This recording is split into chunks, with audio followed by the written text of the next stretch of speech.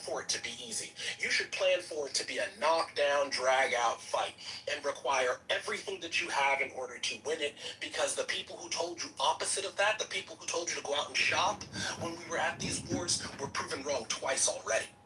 Yeah, but I mean, you're operating off the assumption you're going to do a full-scale invasion all the way to I don't think that's necessary. I think you can assume it. You could take strategic points on the islands and on the coast of Iran without going inland and have to move not assume that. Well, it is better for you to assume that this will be the worst case scenario and be pleasantly surprised than to be underprepared, because we've been underprepared for these Middle Eastern wars. Well, what would be the motivation? What would be the motivation to expose yourself that way when you could strategically take out what they need to function as a country? Why would you?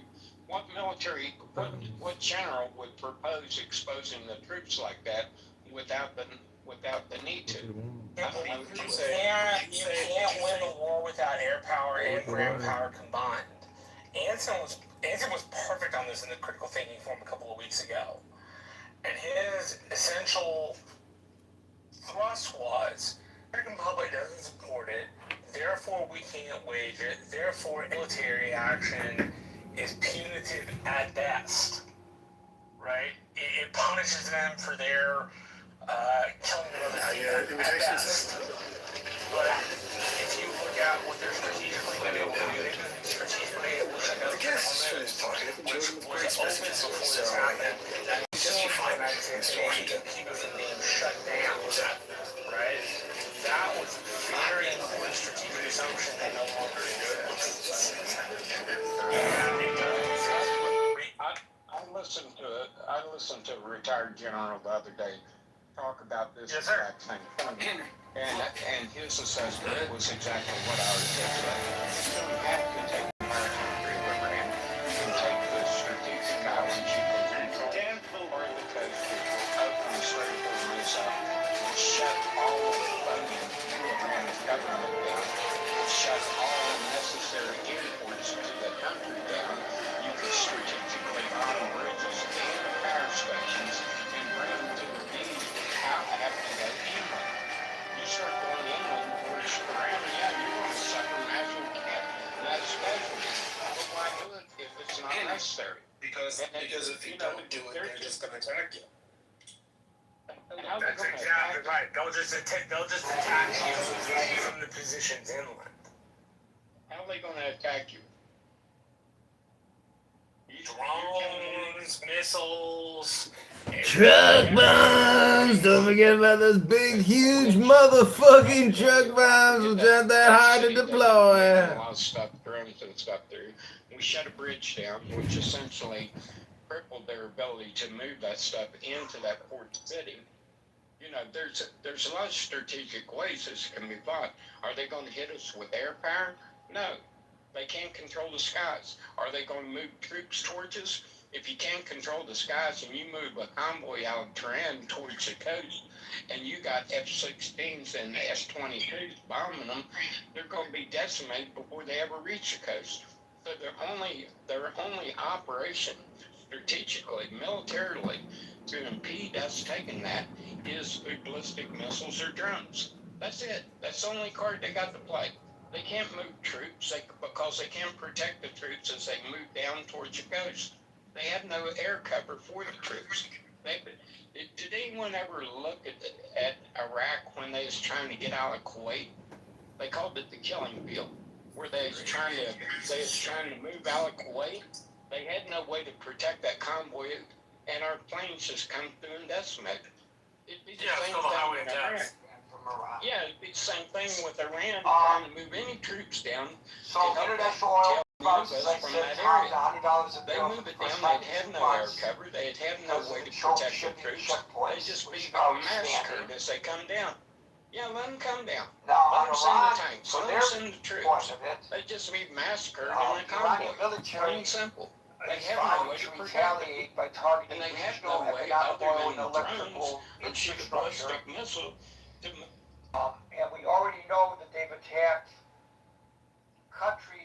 supportive to the U.S. war effort.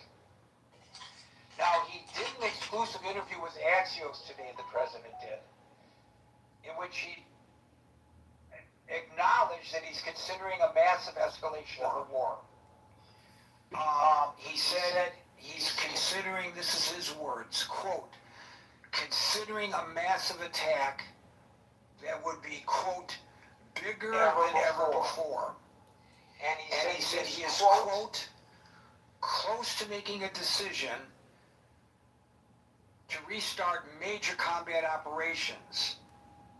But as of now, based on what's in the public domain, which could change very quickly, of course, there's been no final order given to restart major combat operations.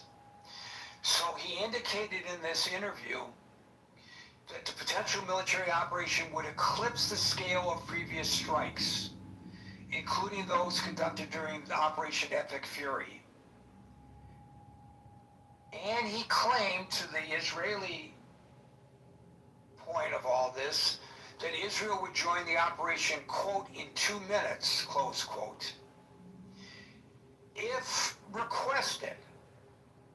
But then he said the United States, quote, does not need anybody, close quote, to execute the strikes. He was asked to explain his rationale. And he said in this Axios interview that the Iranians, quote, haven't received enough pain yet, close quote, to force them into a diplomatic agreement. Now, as has been discussed on this stage previously, there are those who have opined that the president is miscalculating the Iranian regime, that they cannot be beaten into submission to enter into a diplomatic agreement. And adding Gary's analysis, I think it would be safe to assume that although a diplomatic agreement might end the war, might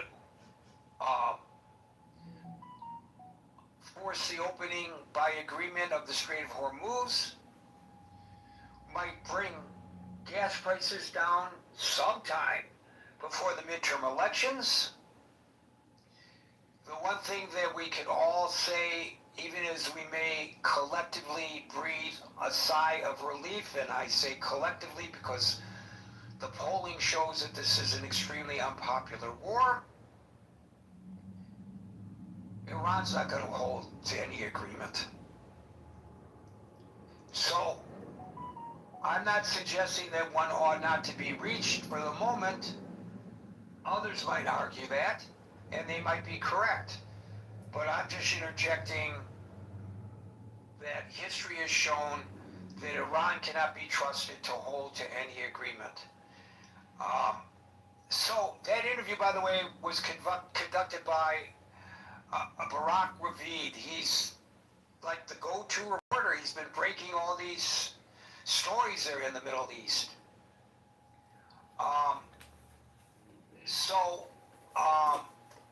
To the Israeli issue once again that I was talking about from my sources in Israel, and I mean it's public knowledge.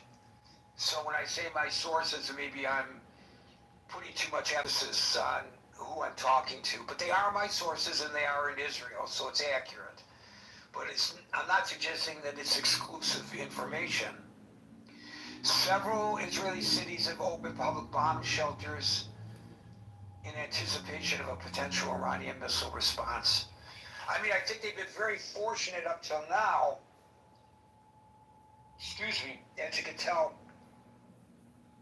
my voice is giving way a little bit, so that means I expect all of you to talk a lot. They've been fortunate in this latest round of nearly 2 weeks of attacks that the Iranians have not been attacking Israel, but I don't think it's because the Iranians suddenly are having good feelings for the Israelis. It's because they know that there would be a price to pay for that. And for the moment anyway, they are keeping pretty quiet in that direction. I don't think they're too concerned about Bahrain or Oman or any of the other Gulf states that have come under attack. Kuwait suddenly amassing a pan-Arab army and grabbing the Kurds along the way and marching into Iran. But they are concerned about what the Israelis might do, because they know the Israelis have the military might and they're not afraid to use it. Gary, It's you funny know the fact- they don't play with the lion's tail. Yeah. Right. You know, in spite of the fact that anytime Israel moves to defend itself, it's a propaganda loss for the Israelis, which is unfortunate. And the greater unfortunate part about it is that that manifests itself in anti-Semitic attacks increasing against Jews around the world who have absolutely nothing to do with the decisions of the Israeli government. It's just mind-boggling. So with that, I'm going to open it up to you to comment on, it's not a question, it's a fact. Trump threatens to expand the war while oil prices are soaring. I guess the question would be, if there was room to put it up there, what next? What do you think is going to happen next? What would be a good approach by the president? Should he make good on this threat? We know that sometimes he makes these kinds of public pronouncements in the hopes that that will force the enemy to the diplomatic table. But, you know, as we've discussed here, I've used this analogy many times. If you're a police officer and a person has a gun, and you give them a chance to put that gun down, and you say to that guy, put the gun down or I'm going to shoot. If the guy doesn't put the gun down, you better damn well shoot. You know? So, that's basically what the president is saying here. And I'm not anticipating that Iran is going to put the gun down. And so, will he shoot or not? I guess it depends on his mood at the moment, because it seems to change. I think he plays good cop and bad cop at the same time, or is trying to play good cop and bad cop. And maybe a little bit too much for one person, even the great Donald J. Trump. Alan, followed by Scott.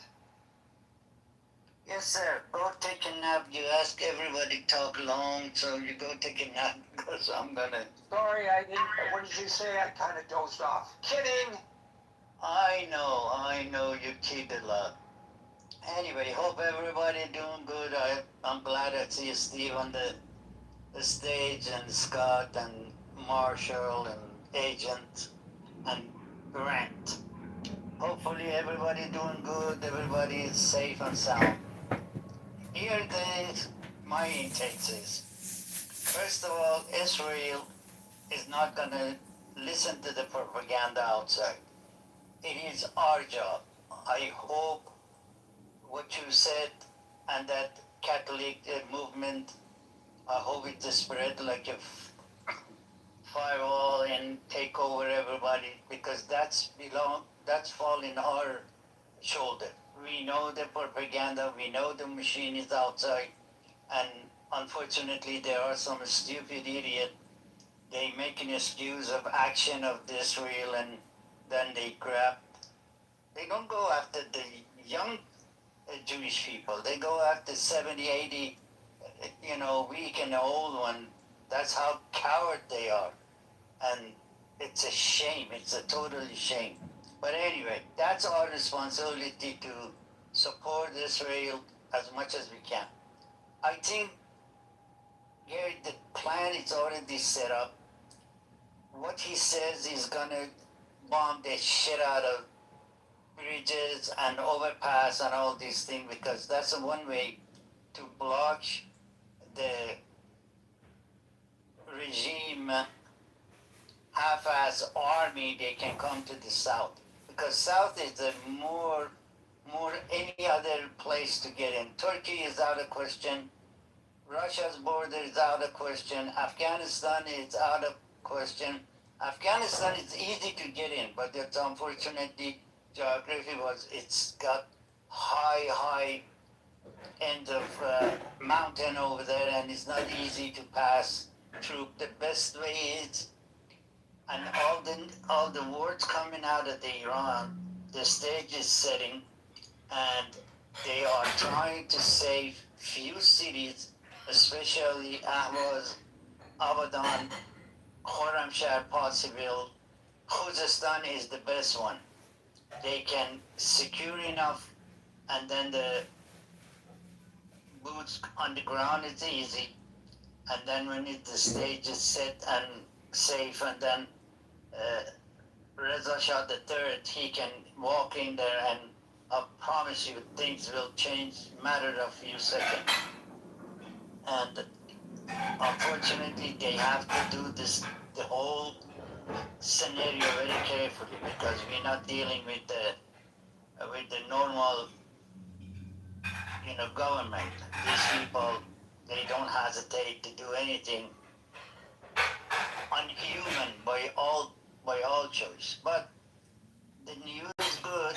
Most of it is very hopeful, and there are stages, there are groups, there are things is happening in Iran while this back and forth is going. Now I'm getting the picture of why they did all this stuff, because it's like a chess, and every move has to be extremely careful, because they're trying to limit the possible, civilian die for nothing. They already had enough. The word is out somewhere around 130, 125,000 Iranians so far died, got shot, got executed, and execution is 10 or 12 a day. And that's the sad part of this. But anyway, it is what it is. I think the plan is coming together. And now, this time, we will be witness of full cooperation of Israel and United States. And sometimes the word they have to say this and that. But as I says, I beg everybody, if you see something, it's injustice, and they are hurting any Jewish people, wherever you are, stand up. Don't be a looker. Don't take your phone out and start, taking the video. Be active and stop the bastard, because this is wrong. This is totally wrong. The government just do whatever they do, and then you get the individual weak one in some places which, where a stronger Islamic idiot is there. That's the whole thing is. And hopefully this regime die. The support, the money for propaganda is gonna go away, and then we see some sort of peace prior to regime take over this great country called Iran. Back to you, sir. Well, when it comes to attacking the infrastructure, as far as I know, and as far as what CENTCOM has been reporting after each of the strikes, the two areas where they are receiving military resupplies, there are areas that there are, like from Afghanistan, through Afghanistan it's coming, as best as I can understand from my reading, consumer type goods to help keep the economy going. But in terms of the military, resupplying the military capabilities of Iran, as far as I can tell, there are two routes that have continued unimpeded. One directly from Pakistan, which of course is very interesting. Pakistan, a nuclear country, supposedly a quote-unquote ally of the United States. Remember, they harbored Osama bin Laden. Their government could not be trusted with the information that we were going to go in and get Osama bin Laden. So we went in and we, violated the sovereignty of that country in order to get, enemy number one on the terrorist wanted list successfully.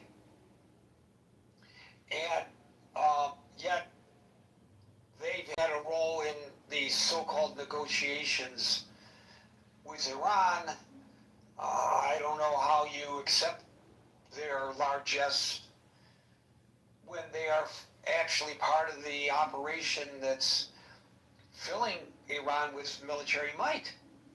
I don't see them stopping that. And the other route is the rail route that comes from China. And I've been trying to follow this on a daily basis, and those have not been impeded by these attacks. Now, maybe this is what the president has in mind when he's talking about expanding this further.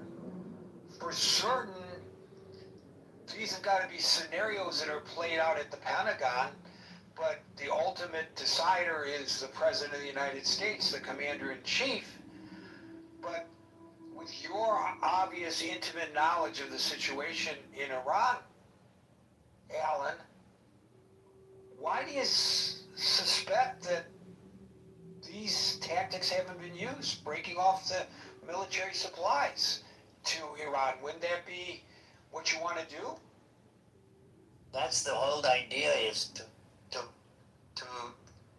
hit the route which these supply is coming. Because the supply, there is no direct train, railroad all the way to China.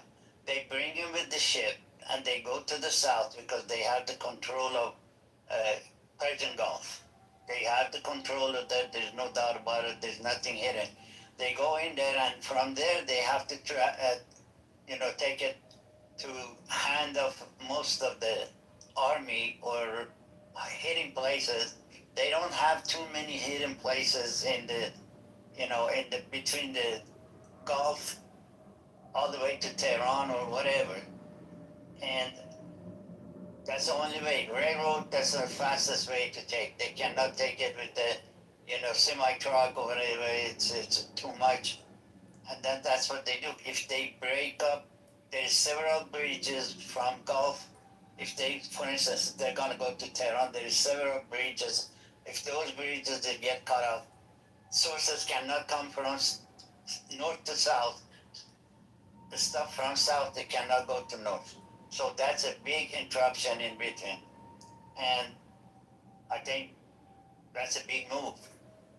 And there are other stages has to be said, which I'm sure they're working on it. It's not that they don't work it.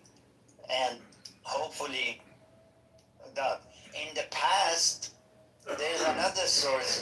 It's because when they made that Khomeini International Airport, there are so many places it's restricted. It's only for the government entity go and come, and then they can bring a shitload of big plane. I don't know which country has, or US B-52. They are massive, but I don't know if China has it. The only other things is which these breaking of all these bridges.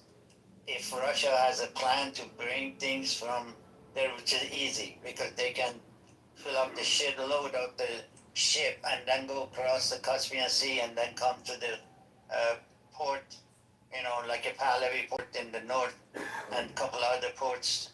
There's one in the city of Bodon. They can come and then they can load the trucks and bring it to Tehran and, get it to the regime half-ass army. The army is a very weak, and they already know that. They already know they don't have no backup. They The only thing it is, they are fighting for the money. Nobody is fighting to save them life. Nobody do, because Reza Shah III sending so many messages asking them join the people before it get too late, and they are ready to do it. But right now, as long as the regime has the control and regime bring, well, thanks God they don't have enough money to bring the Palestinian. They don't have the money to bring Al Qaeda or Houthis from Yemen, and they put them on the street and beat the hell out of the people, or force them to get the gun and then go fight for them. This regime is almost done. This regime doesn't have anything.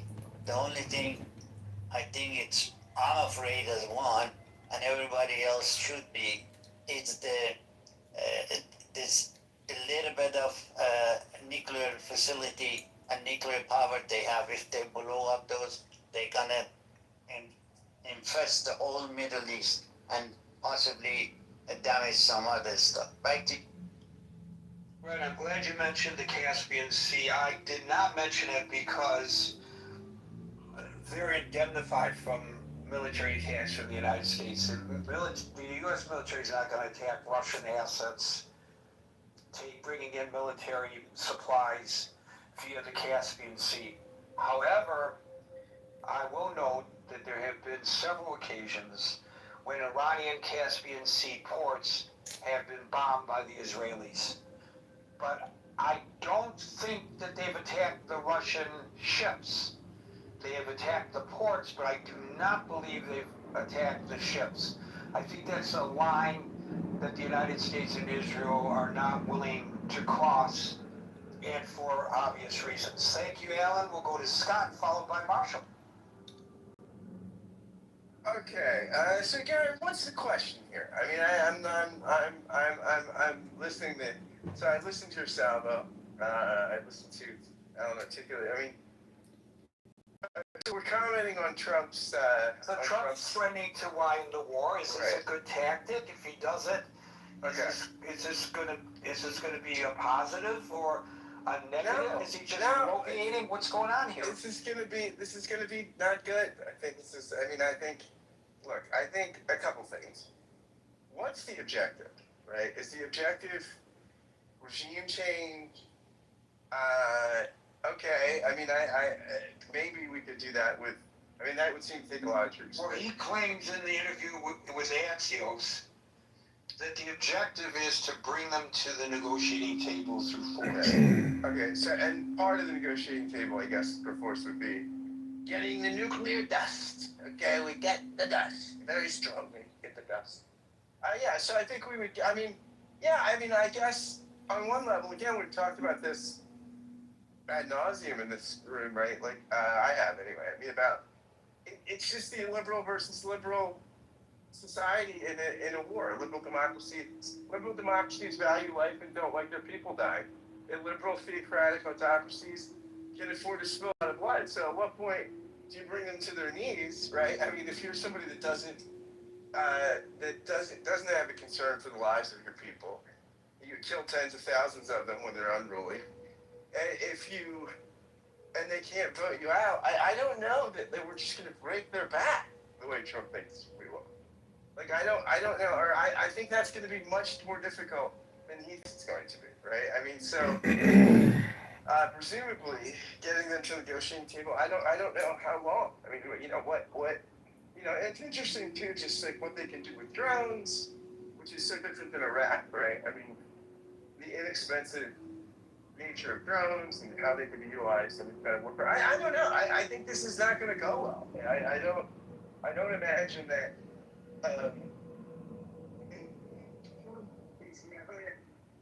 It's not thought. And this is the Homer line before them. The book that's coming out. And you know where it says that the only part. What happened to your voice? I think we're losing. Can you hear me now? Come back, Scott. Come back. Can you hear me now? Very weak. You sound muffled. Why are you muffled? I just lost that here. Am I better now? Better now?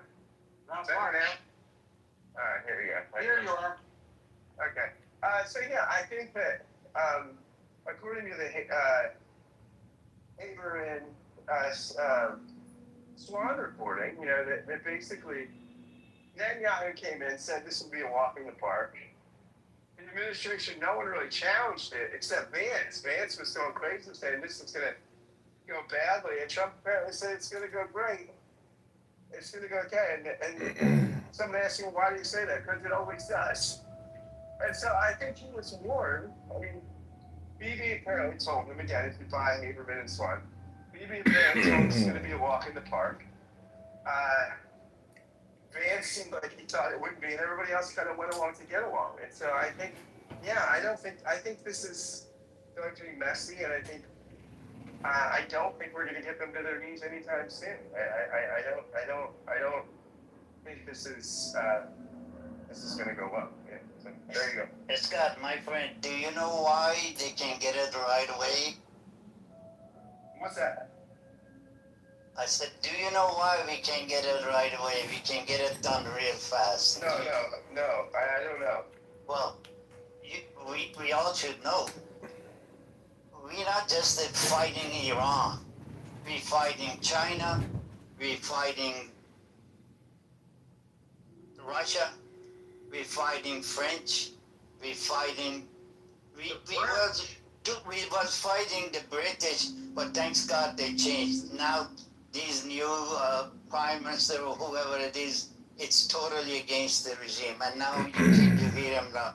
There are other people we have to consider. That's it. Not gonna happen right away. So that's.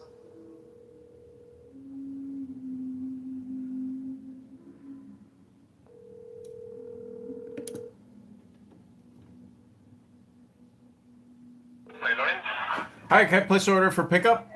How can I help you today, my man? Can I get a half chicken? All right. What do you like with rice and beans or plantains and potatoes? French fries and plantains. French fries and plantains. Anything else for you, my man? Can I get 2 beef empanadas? You got it, boss. Okay, that's it. Your name? John. Awesome, John. We'll over in 10 minutes, okay? Okay, see you soon. Thanks. See you soon. What did we say, 10 or something? But still, 10 is 10. I mean, I don't know. I mean, I guess you got to go to the negotiating table, but I think you got to negotiate with people that have some cards, right? It's not like Zelensky. He said Zelensky's got no cards. I think they've got some cards. So I don't know. I don't know what you do. Well, the president, I think, would counter your argument. That's exactly what he's doing.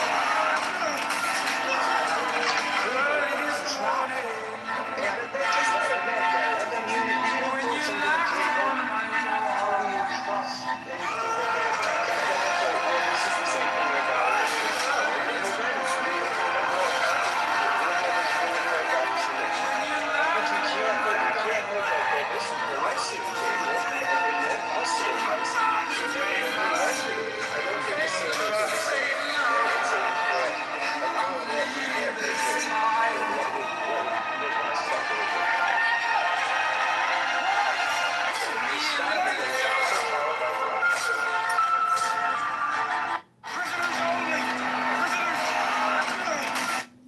Marshall.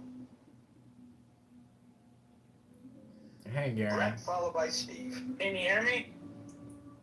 Yes, now we can. Okay, sorry, I was in a rainstorm. Getting out of it. Alright. He's out of the rainstorm, ladies and gentlemen. I don't know whether he'll escalate the war or not. It doesn't seem like there's much for us to do. I mean, I wish Anson were here to give his advice, but he's given his advice pretty much ad nauseum, which is, if you don't have the public support and you're not willing to fight and win a war, you probably shouldn't do it in the first place. You know, that hits my mind. Are you in the middle of the tropical storm there, Marshall? Yes, I am. I'm on the outskirts of it. Well, stay safe and, don't drive through any water. I can do that. Thank you. Brett followed by Steve.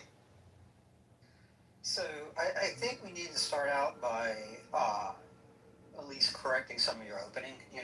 There was an agreement that the Iranians were, or at least large consensus, were maintaining. It was called the JCPOA, and they were allowing inspections. They were at least per um, most reports were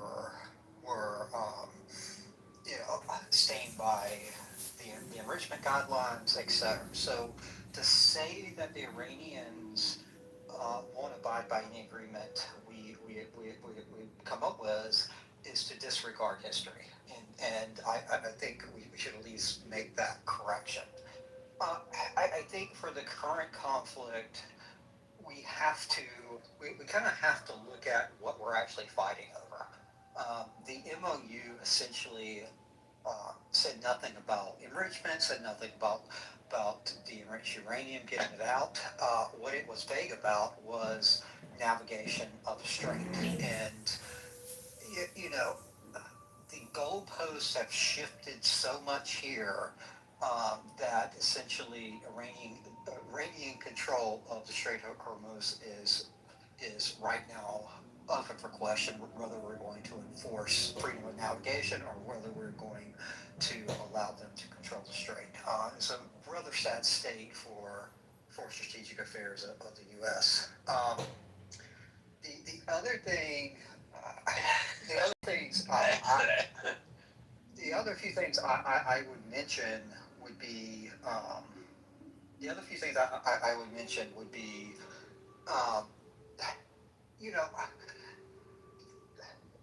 this conflict and the fall of the regime have been prognosticated over and over again by those who have been hawkish on this conflict. The reality is, typically when you do an air campaign against a regime, you create a rally behind the flag effect. You create more sympathy for the people in charge. I think that's probably doubly true when if you commit war crimes. Bombing civilian infrastructure without any relation to military forces, that is by definition a war crime unless there's some military purpose. So I'm not sure widespread bombing is going to be the answer here. I think the only really military solution is likely a ground invasion of at least the southern portion of Iran.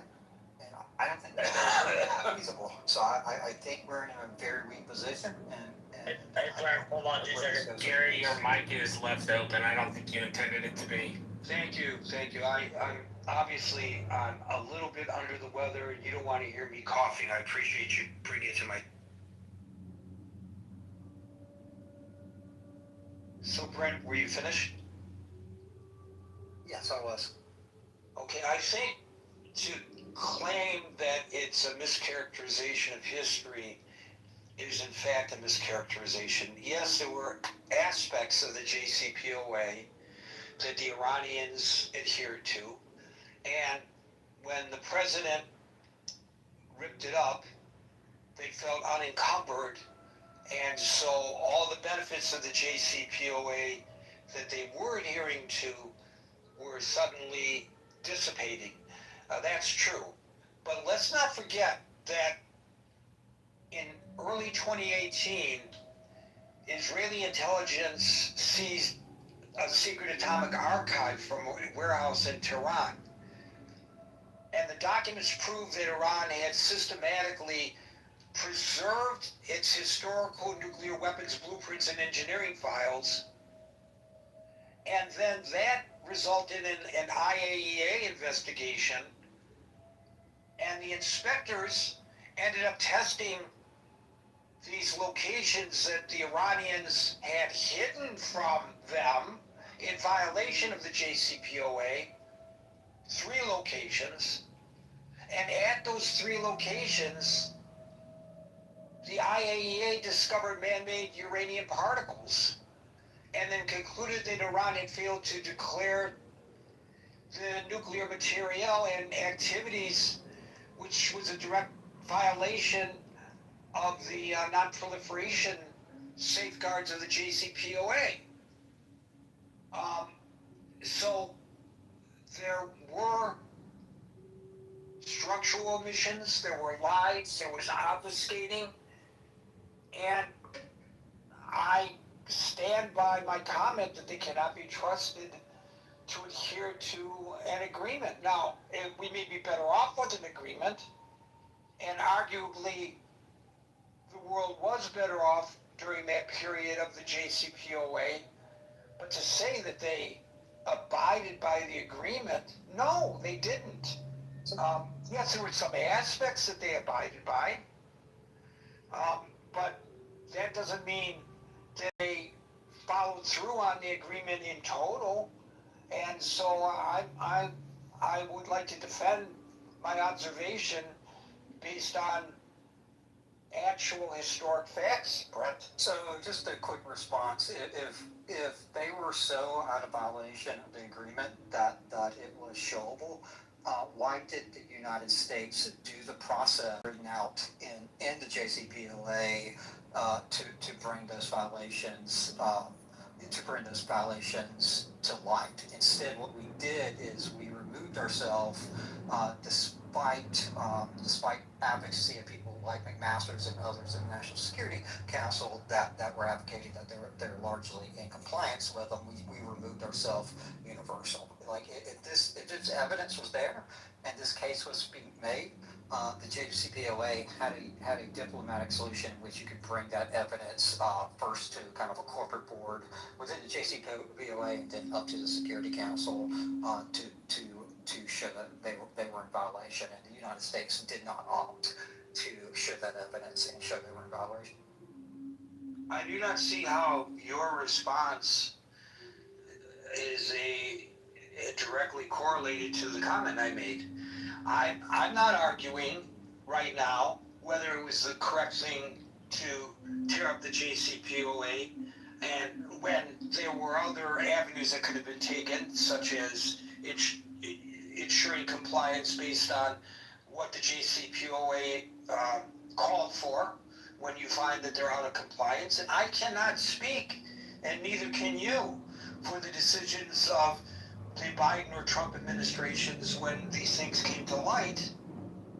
But I think it's irrefutable that regardless of whether the response was the proper or the best to the situation, they violated the JCPOA. You can't say that they didn't.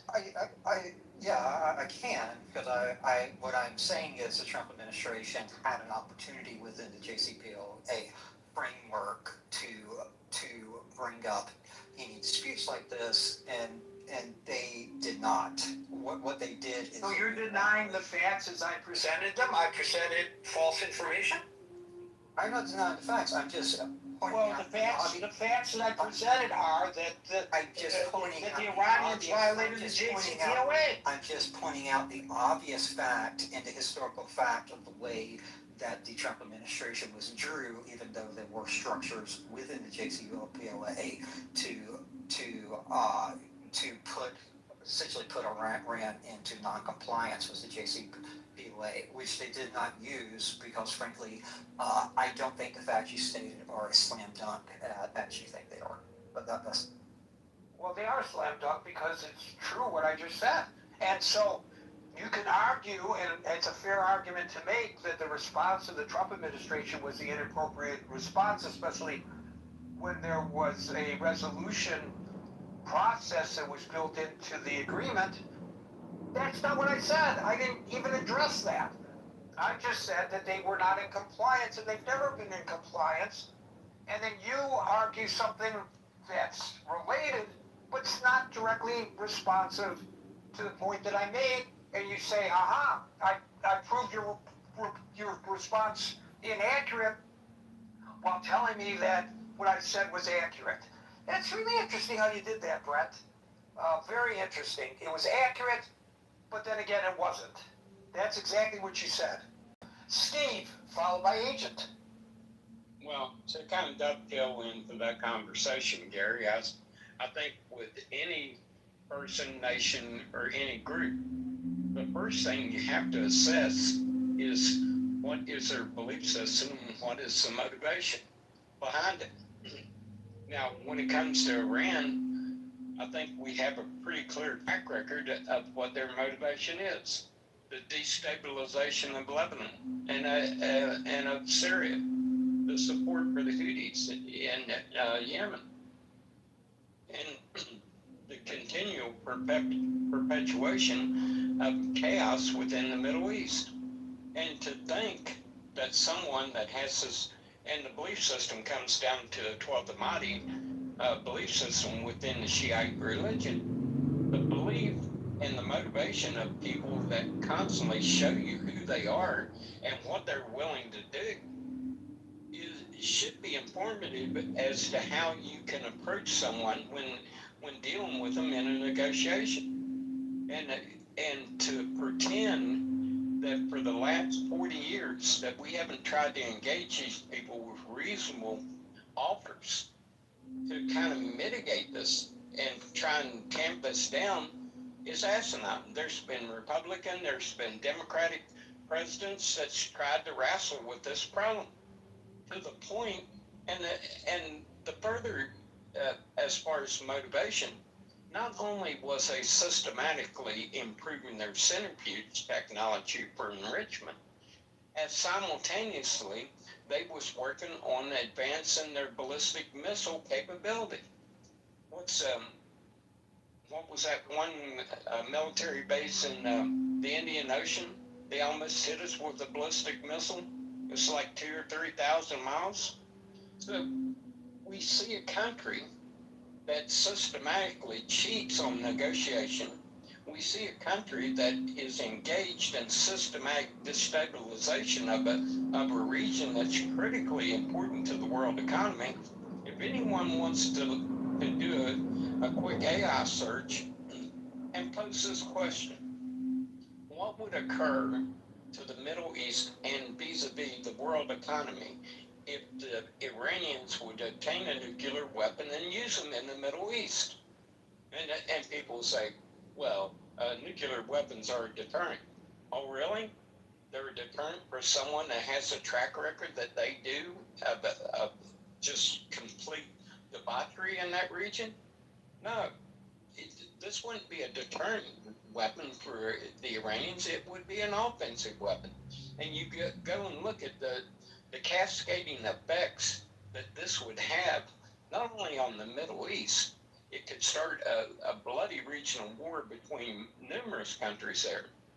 But it would have a cascading effect on the fragile economies of some of these nations around the world that could take it into bankruptcy. It could have a devastating effect on the world banking system as these nations start to fail. And eventually, this financial and geopolitical chaos would filter back to the United States. This is something that people don't want to acknowledge. This is the true scale and scope of the potential problem that these people are posing. And people are just, you want to talk semantics about a deal? Okay, go ahead. But you want to ignore who and what these people are. You want to ignore the 40 years of diplomatic efforts to try and talk reasonable to people that are unreasonable, that continue to spread death, chaos, and mayhem in a region. And then you want to ignore the potential cascading effects that if they would obtain this and they would use it, what it could do to the world economy.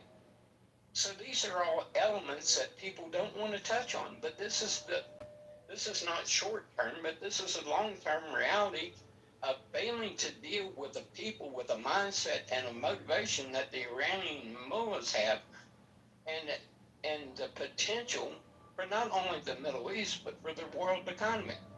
So when you look at it realistically, what choices do you have here? This is a festering problem that, if left unanswered, will eventually have effects that's going to be detrimental. So what we do, hit them where you got to hit them, make life as bad as you can for them, and force them to their knees. Obviously, this is the only motivation they understand. And I'll leave it there. Thank you, Steve. And you were referring to Diego Garcia. It's a joint U.S. British military base island, highly restricted in the Indian Ocean. And there were concerns, and there are concerns about Iran's development of missile capabilities that can reach that far. Thank you, Steve. Agent, followed by Dave. Yeah, hey Gary. Well, as I mentioned before, I think, when you boil it all down, the business of the U.S. is going to war, and it could be the last one. This could be the end for at least the global empire. They may have to retreat back into simply a Western Hemisphere kind of empire, but. Yeah, I do think we're heading to boots on the ground. It's just simply inevitable with who the Iranian regime is. It's fair to say that we've had a regime change already, but the next guys up weren't as cooperative as we hoped. We didn't have a regime change. Regime change implicitly implies giving somebody that you want. We didn't get somebody we wanted. Right. I think we got someone worse, and these are the real hardliners. And now, I don't see this really. I mean, there is just capitulating and throwing up, going back and letting Israel try to sort this out for the next however long. But that's just going to kick the can down the road, because as things get crazy, the U.S. will just be drawn back into it. So. I don't know. It's not good. This is going to go on for a while until, I think until Iran is completely neutralized in the sense of interfering with the rest of the world's economy. And they're pretty dug in. They're obviously very strategically located. So, we know where this is heading. We can kind of predict it. And I think whoever, you elect a Democrat or whatever, is just kicking the can down the road. Because there's no one, you're not going to get a Mandami level of, let's totally be as supportive as we can of the IRGC and the Iranian regime. It's just not going to happen. In the U.S., you're going to get various flavors of half-assing things, delaying things, or actually be willing to confront things. But one way or another, it's going to have to be confronted. And I think the U.S. is the only power strong enough to do it in the region. So I don't know. I think that's how it's going to go. Or the U.S. empire is just going to. So I will note Marshall's distinction in the world as that happens. Thank you, Agent. I would note Marshall's this distinction that Marshall made. There's a difference between a leadership change and a regime change. When Fidel Castro died, there was no regime change. In Cuba, there was a leadership change. There's a big difference, and the distinction is an important one. Thank you, Agent. We'll go to Dave, followed by Tiger. So, Gary, there are two surprises which the intelligence were not preparing Trump compared to the last 6 to 7 presidents, right? They all know what would happen if you attack Iran, and Iran will close the Strait Cargos since 47 years ago. So there were two surprises. The first surprise is President Trump was shocked because IRGC attacking the Gulf state. Okay. The second surprise is that it is a perfect storm. We have an El Nino, and this will cause not just heat dome, but potentially global famine. So Trump has to make a decision. And 1 year from now, if famine happens, 1 year from now, the history will tell what Trump's decision has made. When he was in Ankara, NATO, I think he already made the decision at 8th of July. And this is a scam. Never negotiate because they cannot be trusted. All the Democrats coming here saying, well, we can try this bullshit. this is someone who cannot be negotiated.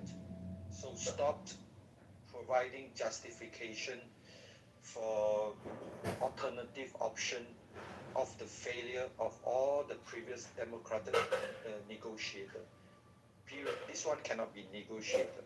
So what is the positive outcome? The most important positive outcome is if the famine happen 1 year from now, we will see that Trump decisive action potentially save not just 100,000, could be millions of people in Iran. They will run out of water, they will run out of food, and this decisive action opening up the Strait of Hormuz would save millions of lives. Well, the time will tell. The other positive outcome is the Gulf states like Saudi Arabia, all this, they are fed up. Behind the scene, they say, please finish the job. And what is a positive outcome? Abrahamic Accord.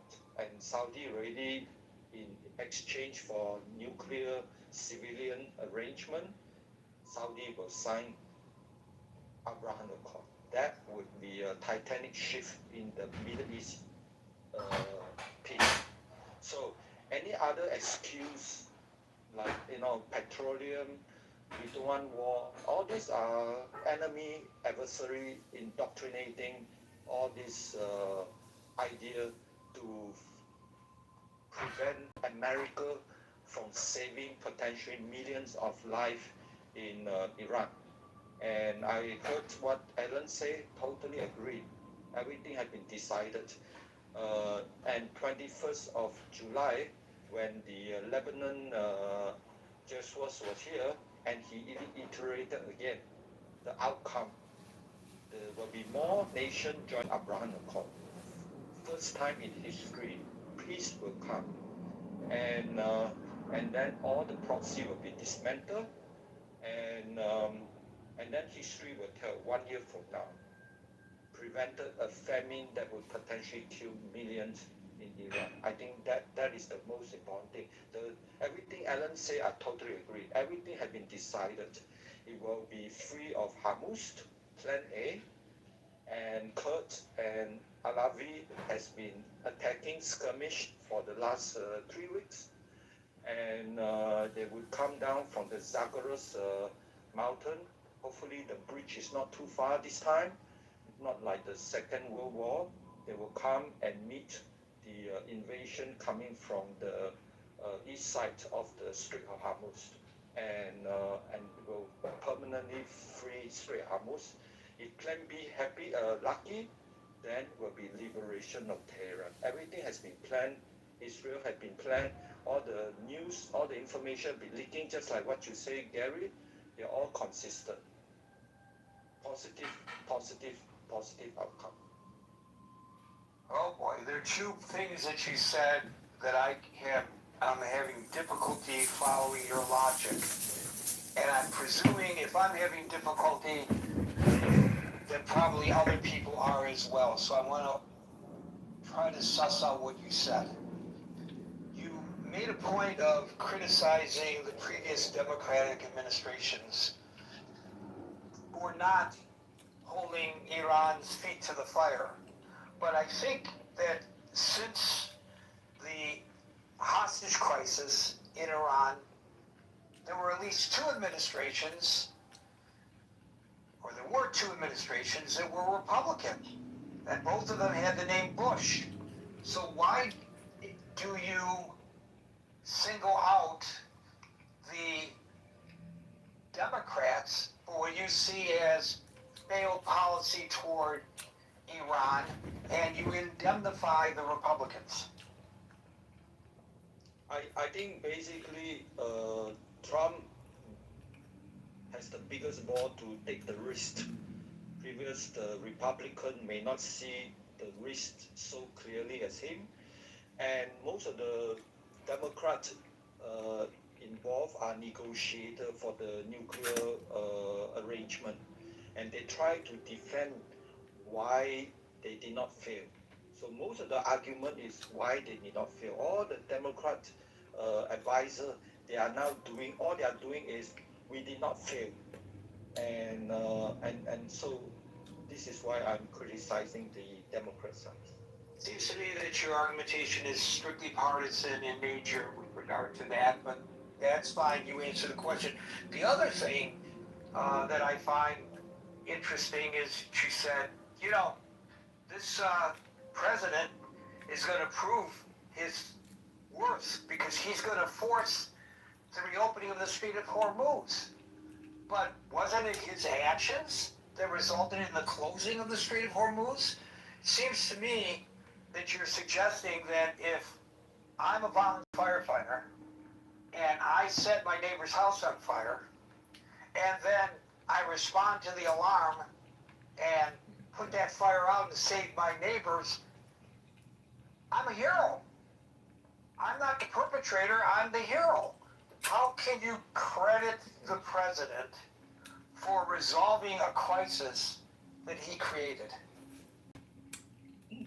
There are 50,000, as he claimed, died during the January uprising, and you have to decide whether you intervene or not to prevent 50,000, like what Ellen said, probably have gone up to 130,000, but the official number came from Trump is 52,000, and it's not just U.S. Then where are you pulling 100 and some odd thousand as your guesstimate? It's Ellen, the one who said that. But official number from Trump is 52,000. So February 28th, Israel and U.S. decided to intervene, and it's in response to knowing that this regime, they would not hesitate to double, triple, quadruple the number of people died. But is that answering my question? I didn't ask you about the people who died and whether there ought to have been a response. I'm asking you a question based on something that you said. You said the president's going to get that Strait of Hormuz reopened, and he'll get the credit for reopening the Strait of Hormuz, and everybody will see a year from now that his strategy was a great strategy, but he wouldn't have needed to have a strategy of reopening the Strait of Hormuz or fighting to reopen the Strait of Hormuz if he hadn't taken actions that resulted in the strait being closed. Because remember, it's been pretty credibly reported that the intelligence community, which I think I also heard you malign, I think I heard you say, and correct me if I misinterpreted this, that the intelligence community misled the president. It's been pretty credibly reported that the intelligence community told him that if he took the action that he took, then the Iranian response would be to close the Strait of Hormuz, which is exactly what they did. So You are right. So I'm just asking you to respond to that.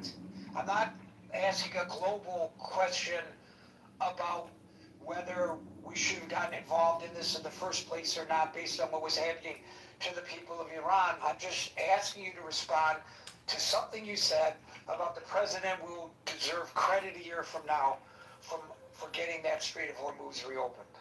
Okay, to straight up, you are right. And the moment February 28th decision to attack, the president already knows Strait of Hormuz will close, and all the implication and so on and so on. The surprise is he did not expect Iran to attack other Muslim Gulf state country. That is the surprise number one. No, our war game plan said they would. The United States War College and the United States Army War College, they both said they would. Surprises. President Trump publicly expressed. President Trump can publicly express surprise all he wants. They told him that because they've war gamed this for the last 40 years. In order to win, we had to assume 75% of Ron's equipment simply didn't work. Isn't Marshall just like the biggest little like obnoxious bitch in his communication style? So to move on to the second point, and Exactly, just ignore his ass. It is El Nino. Nobody expect to come in the middle of this crisis, and many experts already know beside heat dome, we are talking about famine. So if famine really happened very badly, and the people can calculate how many people in Iran will suffer, then 1 year from now, the decisive action which President Trump may take in coming days to week will just save millions of lives. Wow. Okay, again, creating a problem, and I'm not saying that the action shouldn't have been taken. Creating a problem, and then coming in and resolving the problem that you created. Shut up, Marshall! I can do that all day. I That's what could Gary go does all day. today, and I could break some equipment that's essential to our job, and everybody's going, "What's happened to the equipment? Oh my God, we need this!" And because I broke it, I know where the repair needs to be made, so I go there and I make the repair, and then suddenly, hey, Gary's the hero. He fixed the problem, but he created the problem. And I think that's pretty consistent in your argumentation, Dave. Let's try. The problem had been created 47 years ago when French led us. No, it hadn't. Prior to Trump starting the war, the strait was navigable, meaning oil ships could go through it with no disruption. After Trump started the fight, oil ships could not go through it without disruption. There's before and there's after, and there's nothing in between. And you need to account for that because you're not. Okay, the question is, if Trump don't go in February 28th, 1 year later, Iran has all the point. Right. We've heard It's not the point! Stick to the point! every 10 years for the last 30 years. We get some sort of intelligence that says that. Every 10 years, the last 30 years, oh my gosh, they're going to get a bomb. And every American president, because we war gamed this out, was smart enough to go, nah, that's not a really good idea. No. We probably shouldn't do that. So here's the thing that I have a problem with. I want to just go on the record here, and I thank you, Dave, for your contribution. I do. But I just want to point out, when I challenge a caller, it's not because I'm trying to argue against their basic point of view. I'm just trying to keep things as accurate as possible. Oh, I see. Maybe it's my training. This is what I do as an editor.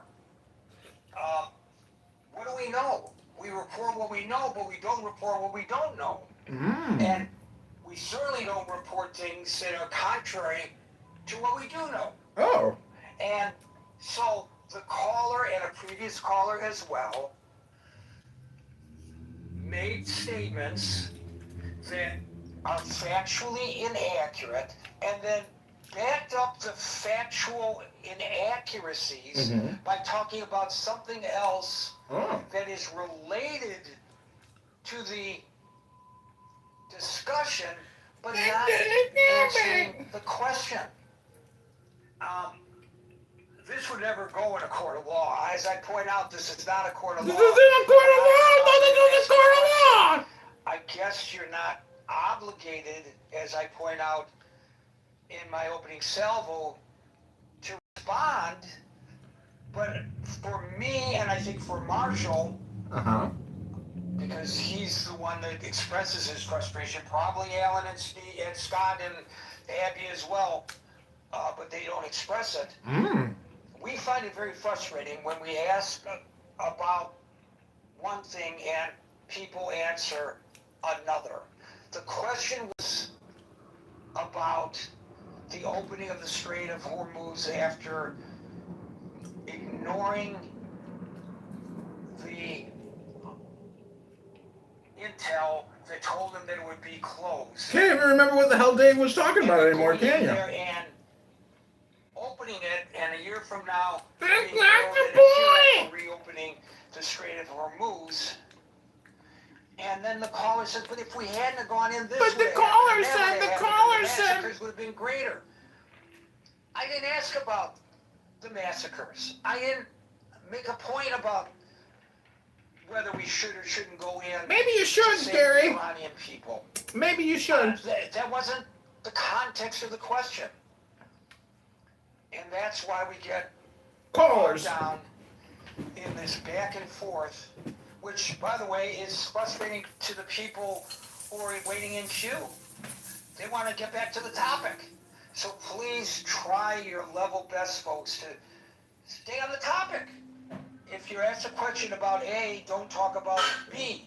You don't have to answer the question, or, counter the question by expanding your point, that's fine, but don't bring in other things that are not related to the question that was asked. Both Dave and Brent did that today. And as a moderator, not because I agree or disagree with a person's position, I'm not arguing that Dave is wrong, that had we not done anything, the massacres would have been greater. I'm not arguing that. That wasn't the point. I hope everybody understands what I'm saying here. And in the interest of moving it along, we'll go to Tiger, followed by Emil. Oh, wow, I already got a thumb down from Howard. Anyway, so if we look at the positions of both sides of this war, where's the biggest gulf in their negotiation process? And no pun intended. The biggest gulf is that Iran insists that it needs to maintain the right to toll the passage of the ships through the Gulf, the Strait of Hormuz, as a form of reparation to the war damages that is caused by the United States and the coalition. The United States will not allow Iran to do that because it is giving Iran too much leverage as an influence in the region. With that said, right, let's consider what are the options on the table. Does the United States actually have an option to go into a full-scale war against Iran? And my answer at this moment is no. So first of all, if we look at some evidence, in China we have somebody that's been tracking U.S. troop movement in the region, and the current deployment level in the region is about 10K U.S. troops, mostly on the west side of the theater, closer to Israel and Syria, I think, which is far less than what is required for any landing operation in Iran.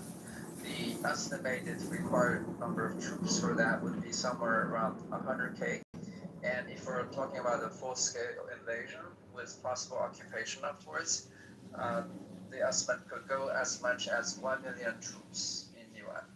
And the cost for an operation like that in the next 2 years will be somewhat, over $1 trillion in the next 2 years.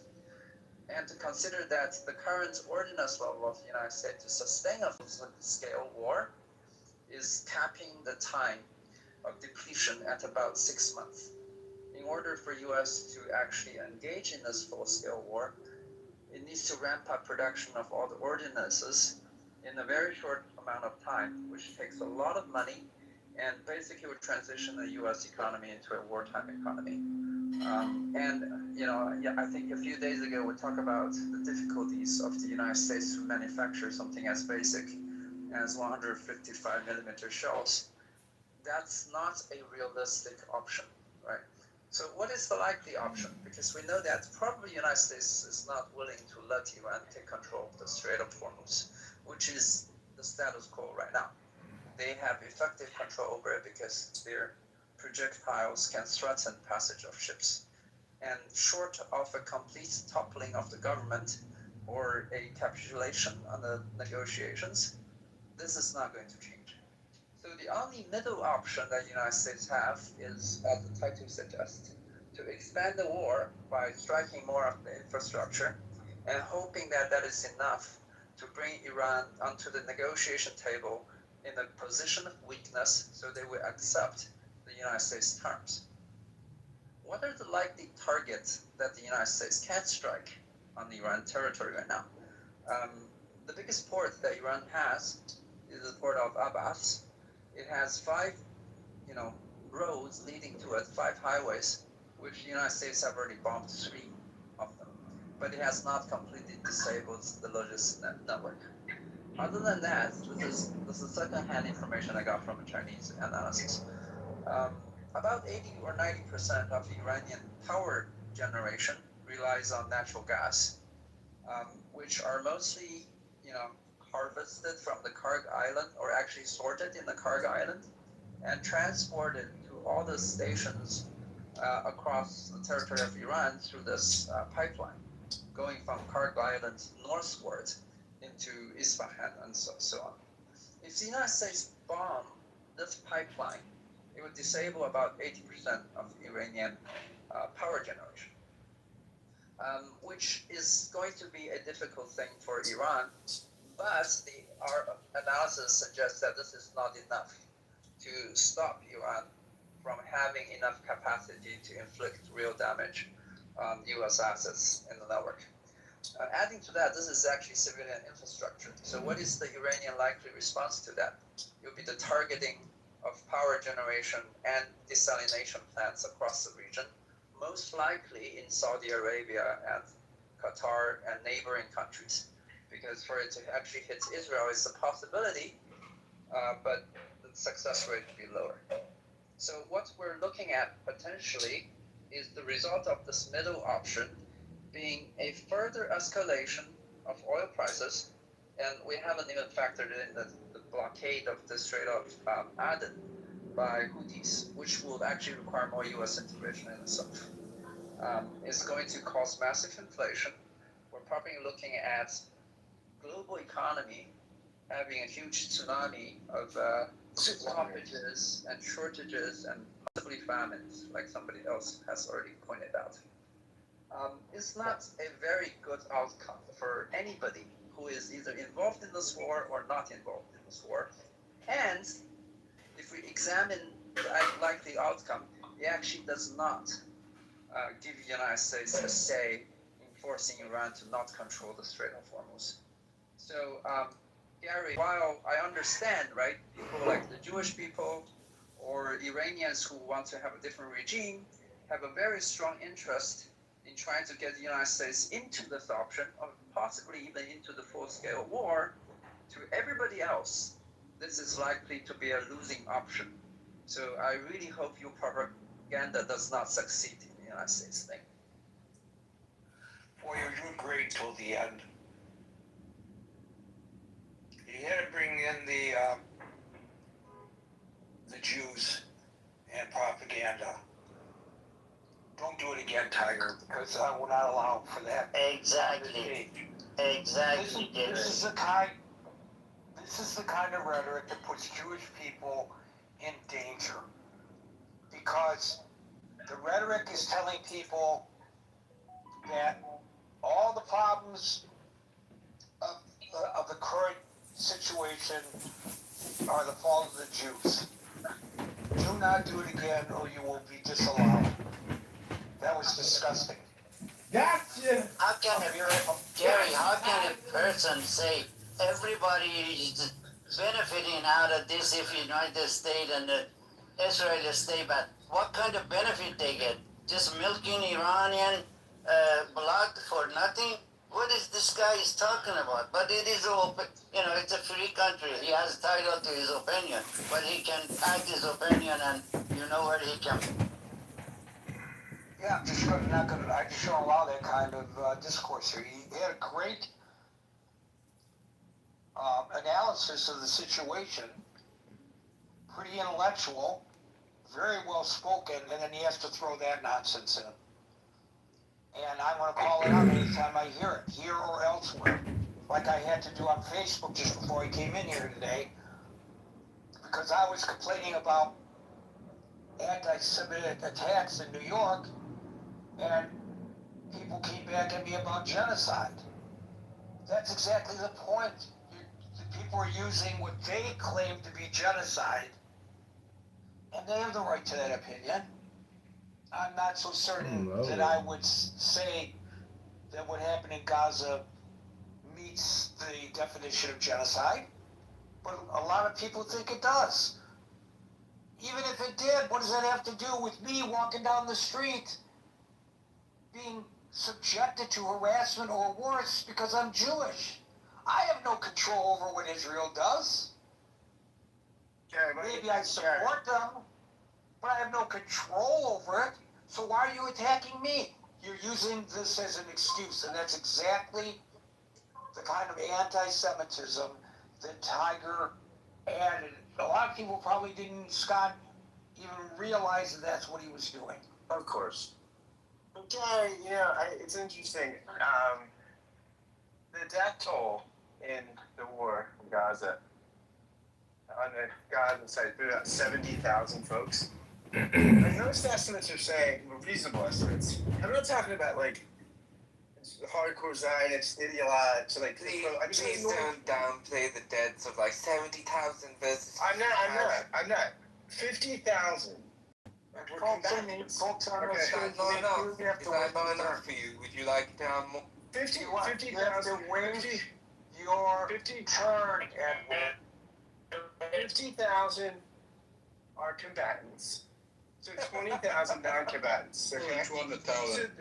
So this is one of the lowest non-combatant death tolls. If those numbers are anywhere near accurate, in the history of urban asymmetrical warfare. You don't know what we're talking about. Just excuse me 1 second. The rule in this room is everyone speaks one at a time. If you think you're sixth in line, what you have to say is more important than the people who have been waiting longer than you, you are wrong. You are mistaken. How much do I have to explain this to people? So both of those individuals sound like they speak English as their native language. And I believe that I have a relatively good proficiency in the English language, that my words are understood by all. It's a rule of the room. It's not about the position you're taking. It's the rule of the room. Do not do it or you will be disallowed. Scott, please continue. Yeah, so I'm just saying that if these numbers are reasonable, but every reasonable estimate, it's around 70,000. But if 50,000 of those are combatants, this is one of the most non-combatant casualty mortality rate wars in the history of modern asymmetric war. Now, I'm not saying that's good. I'm not saying that every death is tragic, but that's not a genocide. Sorry, that's not a genocide. You could say it's brutal. You could say it's too asymmetrical. You could say it's too. It's not a genocide. I have a feeling Armani and Fallujah felt worse on the casualty tree. I know that our troops started using Bangalore torpedoes from World War II to like take down buildings. Bangalore on the bottom and tank on the top. They shoot the second story, they Bangalore the first story. And they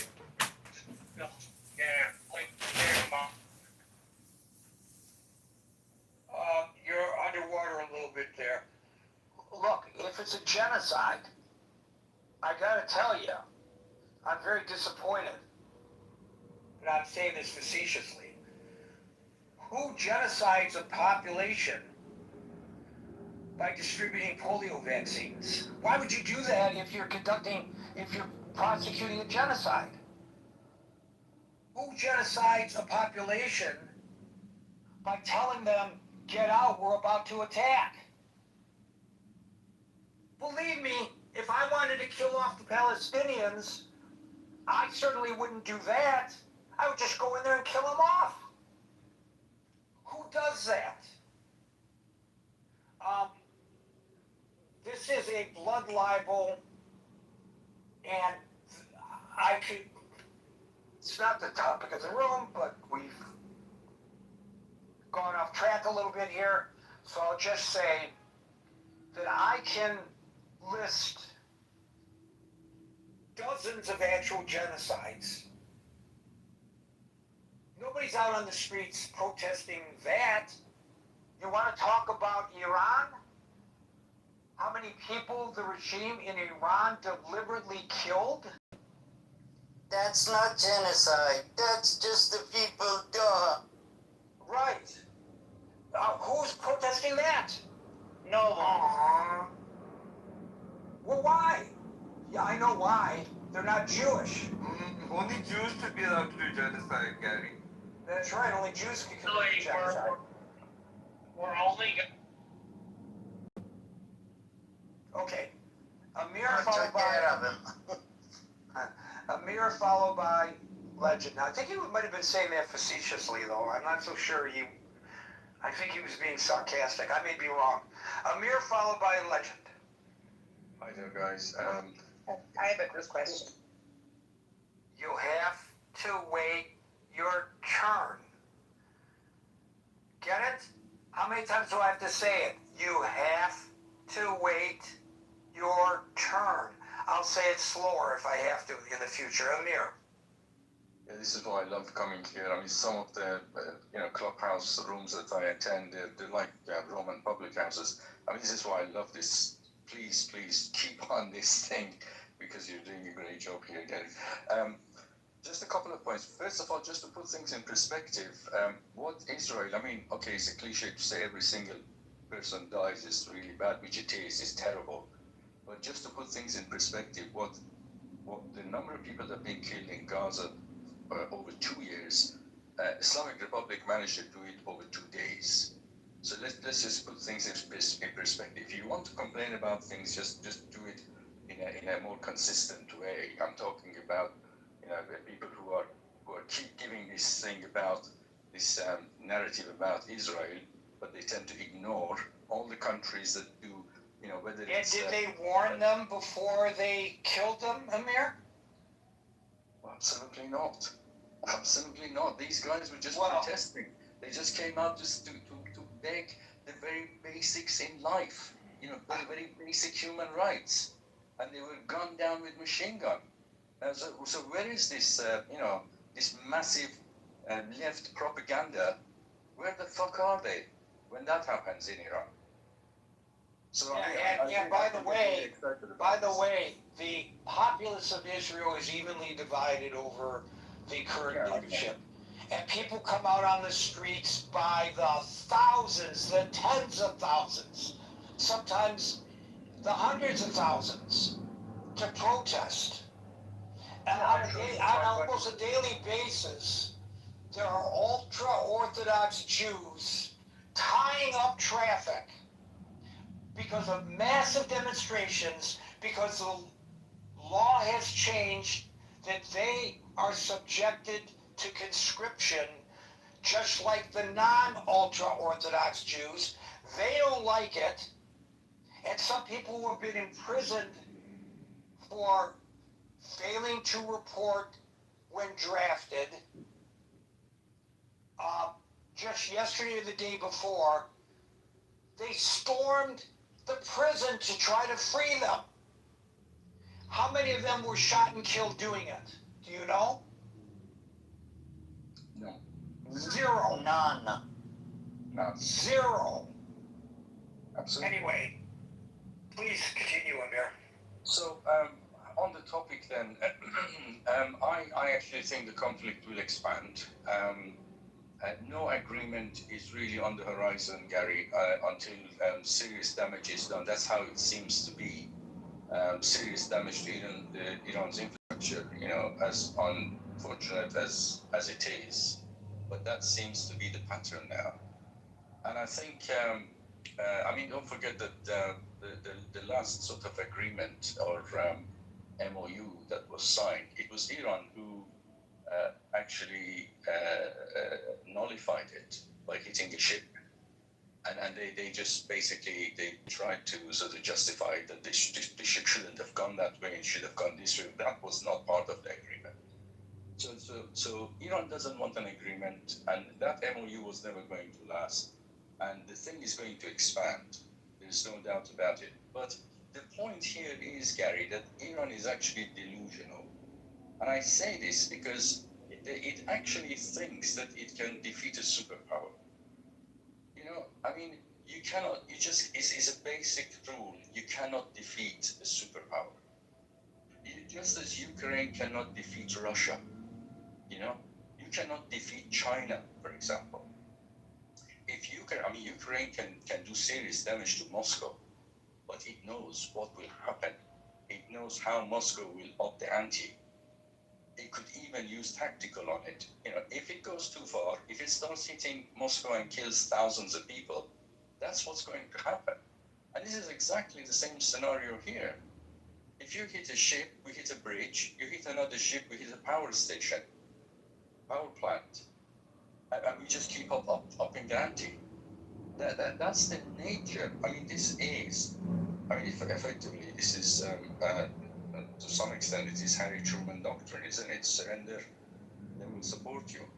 And I think that's what we're saying here. And this is going to continue. And in terms of, Scott referred to it as, initially people saw this a walk in the park. Well, okay, I mean, let's say the initial miscalculation was a complete fuck up. I mean, let's say that. But listen, you cannot, Scott, this thing here, we are where we are. This cannot be, shall we say, unfuckable, This is not unfuckable now. This is like getting a fish out of a fish soup. You're down the road now. The can of worms is open. You got to deal with it. Forget about, the initial condition, how it was. It is the way that it's panned out that needs to be dealt with. And one of the major flaws in Tiger's argument is that it doesn't really consider the consequences of Iran becoming a regional superpower. Iran becomes a regional superpower. You can forget about your petrodollar. And you know what that will do to the economy in the US? Because if that goes, if the vacuum is filled by China, then if the Saudis and the 6 Gulf countries cannot, will be forced not to sell and get dollars for their oil, just like what in Libya, what was the guy's name, was trying to do. Gaddafi, he was trying to do that. He was trying to move away from that, and we all know what happened to him. And this is so critical, because if that happens, then a lot of the countries are going to dump dollar, including China, which it's got, I don't know, $700-800 billion worth of dollars. And these debts are going to be called upon. Now, we all know what percentage of the GDP in the US is just paid for the interest of the borrowing of 30 whatever trillion dollars debt. Without the petrodollar, the dollar is going to collapse. There is no way that the US is going to allow that.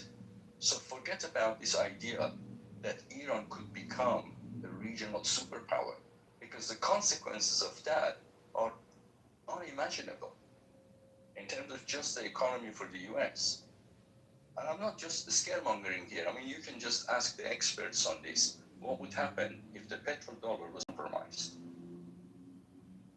So one other thing that I just like to make, and that is, that's what you made a comment about this, Gary. I don't know really why anybody would think that Trump didn't know about the blocking of the Strait of Hormuz. I mean, Iran has been talking about that for decades, officially threatening to do this. So this was the first obvious thing that they would do. And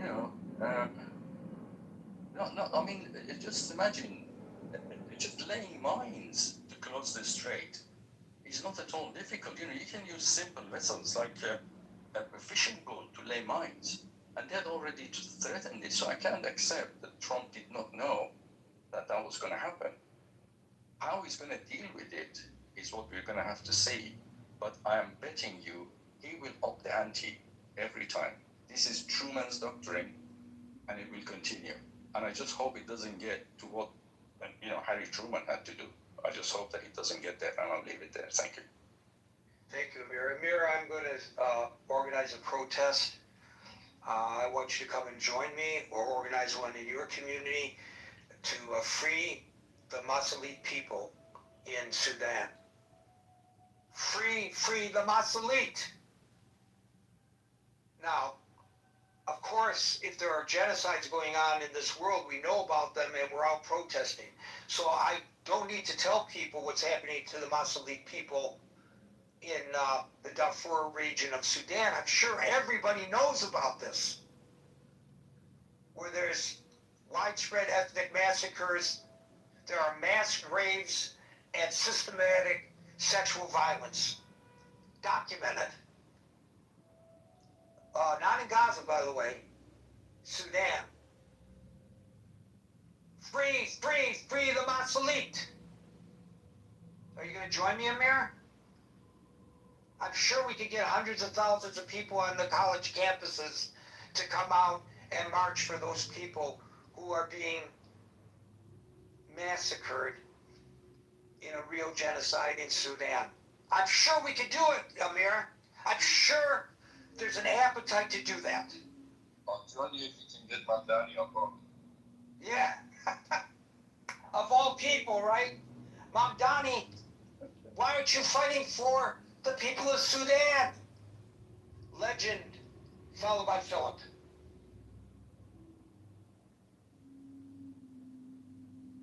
Legend. Legend. Philip. Legend. Philip, followed by Andrew. You're right, There I'm you are. here. No, he's here. I'm here.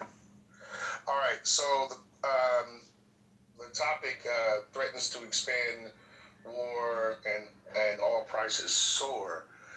What benefit, if at all, and this is more of a question, does the combining of a military with a foreign power, how does that help? And I mean that is a genuine question. I'm not trolling on We're not talking about that, though. But I'm saying it. No. You're bringing your topic into a group that already has a topic.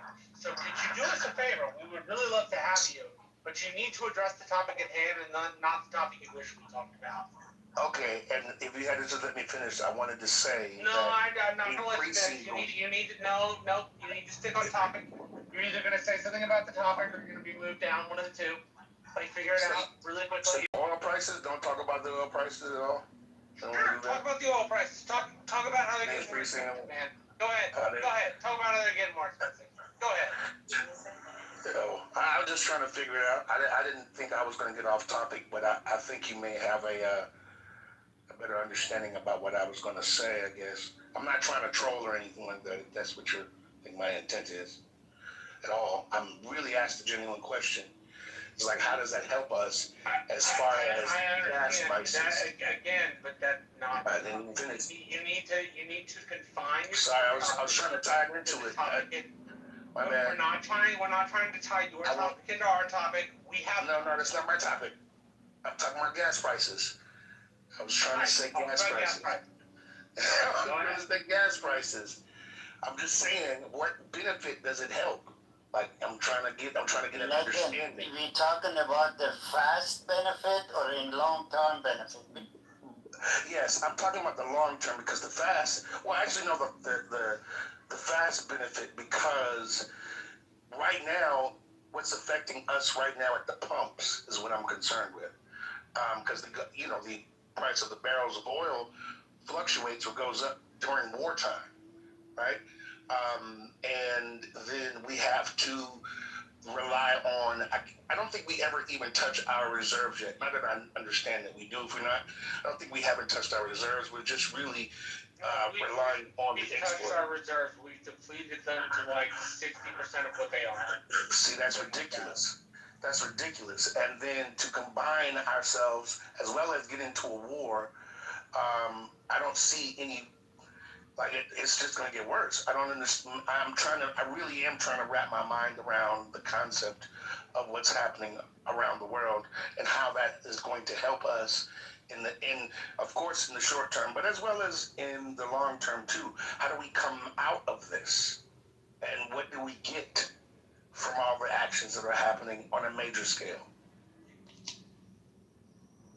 Well, let me ask you this. What would happen if United States and Israel back up and we go back seat on our seat? Don't you think Iran is going to take advantage of this thing? And what is the guarantee? Every ship doesn't pass that until they pay tremendous amount of money, and it's going to affect you, for you, your children, your grandchildren, for the rest of their life. Hit in the pocket and the palm, because that's what they're going to do. If they win this, forget about you going and buying $2, $3 gas for the rest of your life and our children. I'm worried about my grandchildren.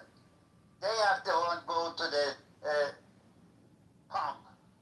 Iran is going to do. If they win this, the Strait of Hormuz is going to be shut down for the rest of our life. That's what I guarantee. Well, with that being said, then, and I agree with you on that. With that being said, I don't think we have any other choice but to ignore the pumps and go to solar. That's the only other solution. If not, then we'll just be staring at cars in our driveways and cars on the side of the roads and plants. So you're thinking renewables. Yes, it has to be. I mean, what other? I mean, I don't disagree with you. Renewables seem like a great option. Texas gets 35% of our power from wind farms. So, like, I totally agree with you. Let's do it. Well, Marshall, it's not just that. The generator is going to generate the electricity to run my EV car. Need to work either with the diesel or the gasoline. Come on. No, it does. I'm just saying you can like help substitute part of where you get your power. But I know. You are. It was a Rick Perry thing. He was real big on windmills. Yeah. At the same time, we're building these AI data centers that suck up communities' electricity. So I don't know whether we are properly sussing out our resources as they should. Thank you, Legend. I think actually in the aggregate that was a good call. Myanmar, or Burma if you prefer, since 2017 there has been a genocide deliberately targeting thousands of Muslims who are a minority there. The Rohingya.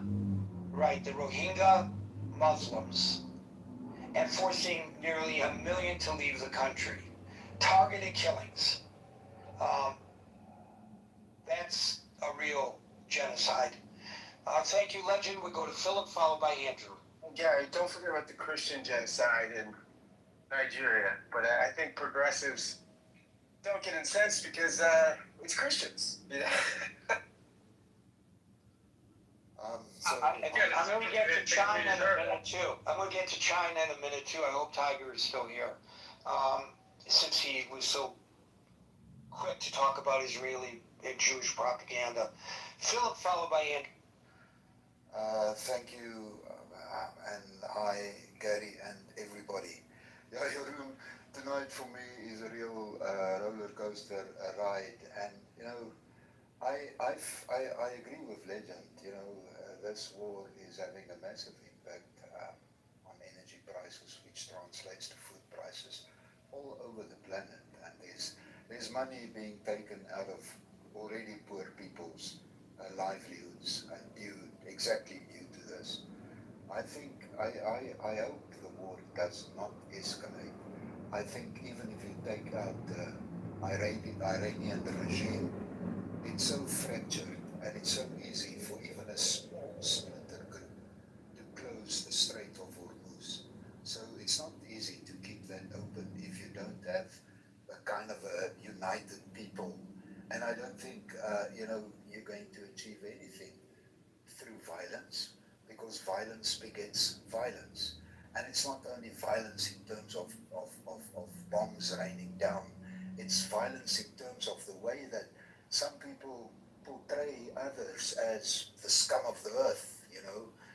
That's So how do we prevent the violence, Philip? Well, as Pope Leo had just recently again said, we have to denuclearize in terms of military weapons. Not only Iran, the globe. There should be global denuclearization. So we have to be Eisenhower and Reagan all at the same time. Atoms for peace and total denuclearization. Yes. Interesting. Who's using nuclear weapons at the moment? And I mean, earlier somebody talked about Russia having all the power and now nobody can defeat the superpower. I don't think that's completely true. I'm sure Putin 4 years ago didn't think that bombs or drones or missiles are going to be raining down on the infrastructure around Moscow. Right, but drones are not nuclear weapons. No. So nobody has been using, thank God, nuclear weapons. So my question was not how do we prevent an escalation from conventional weaponry to unconventional weaponry. My question to you was, how do we stop the violence? If we've tried negotiating in the past, and we've tried again and again, and if we fail, we have to try again. We have to try and negotiate peaceful solutions to this war on all sides. And again, that involves developing some kind of compassion, which many people, even in this room, does not seem to be able to do. And then just before Sorry, let me ask you something real quick. What about a Chamberlain moment? Where your intention is peace, but their intention is disruption and war. And you ignore it to your own detriment. What about that? How do you prevent that? How do you prevent that from happening? Well, I live in South Africa. I'm a white guy in a rural area on a farm. Hey man, you're talking to another white guy in another rural area on another farm. You are 100% good. Don't you even worry. I am working towards, peace. I'm collaborating with all of our neighbors in this area to work on peaceful solutions, and we're collaborating on stuff. That does not mean that I am not willing to protect myself and my family in my own home. If somebody invades my own home, then definitely they are in trouble. I think we need a new book of rules. We are living at different times than 2,000 years ago. And those rules need to be able to enforce. So be strong where necessary and peaceful where always applicable. Exactly, and always in every situation negotiate. All right, Philip, if you want to sit down on the table and negotiate with me, and I'm planning to kill you, how can you negotiate with me? Well, I'll try and sit around the table where you are not able to kill me. Maybe I won't even negotiate with you yourself. And I mean, that's of course the problem. Yeah, so that falls back on this. You negotiate with, And then the last thing that I want to say is that not everybody in Iran are terrible people wanting total destruction and annihilation. Most people just want to live in peace. And if one can get, enough of those people to not to stand up against the regime and be killed in their thousands. But of course, that's why it's a difficult situation. People are fundamentalists religiously, and of course that's part of the problem. So changing that has to also be part of the solution. We need a new book of rules that's appropriate for these times. Well, when you write that book, send me a copy and I'll review it for you. Because I don't think anybody's come up with a new book of rules when it comes to dealing with a fundamentalist regime like the Iranian regime. I think you're absolutely right. We're not talking about the people of Iran, we're talking about the regime. Ethiopia. They've used forced starvation in the Tigray region, mass ethnic-based detentions, conflict-related sexual violence against civilians. Ethiopia. Where's the outrage? Where are the marches? No Jews, no news. Ann, followed by Stan. I'm sorry, Ann. Andrew, followed by Ann. Thanks, Gary. I thought maybe you were getting in line with Mr. Trump and boycotting my hockey sticks here. We never do that. Yeah, right. Just tariff them 50%, whatever. Yeah, I think this is a very difficult situation for the United States. I'm not entirely sure that without boots on the ground that they can be successful.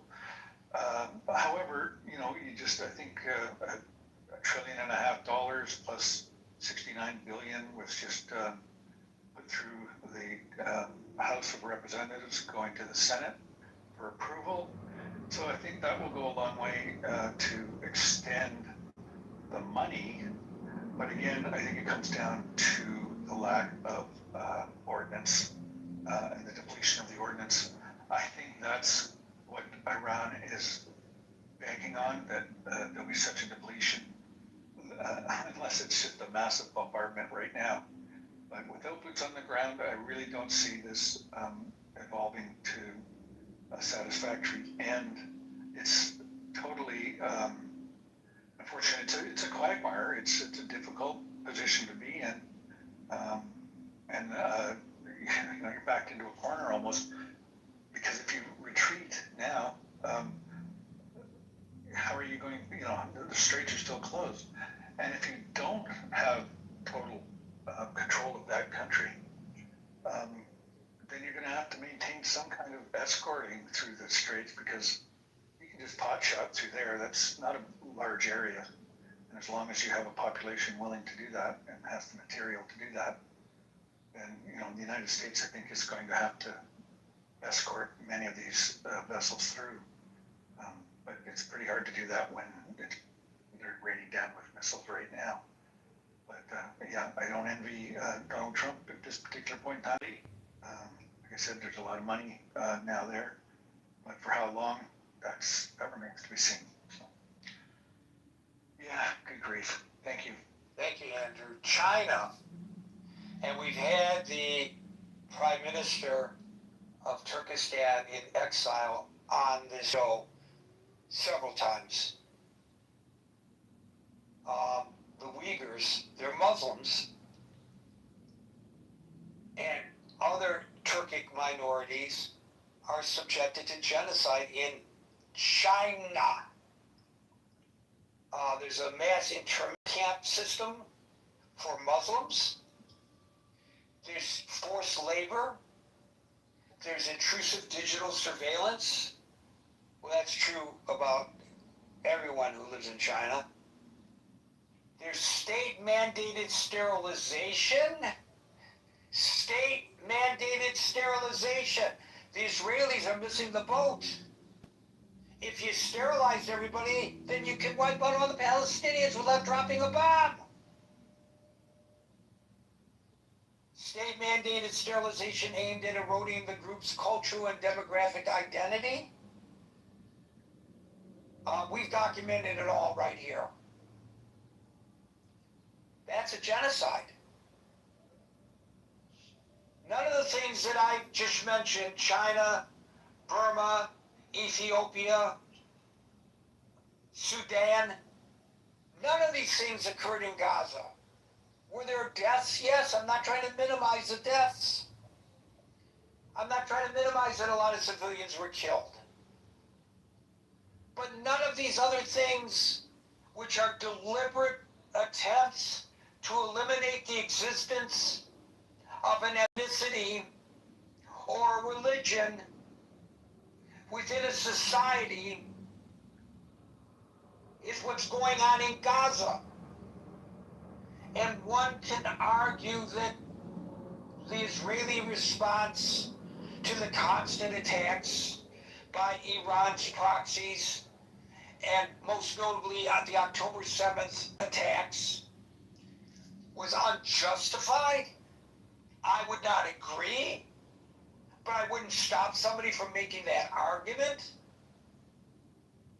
But genocide, just because people keep saying genocide, genocide, genocide, genocide, doesn't make it true.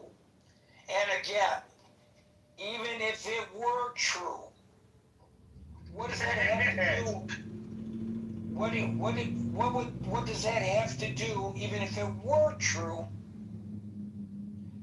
with Jewish people living their life in the diaspora? What do they have to do with the decisions made by Israel?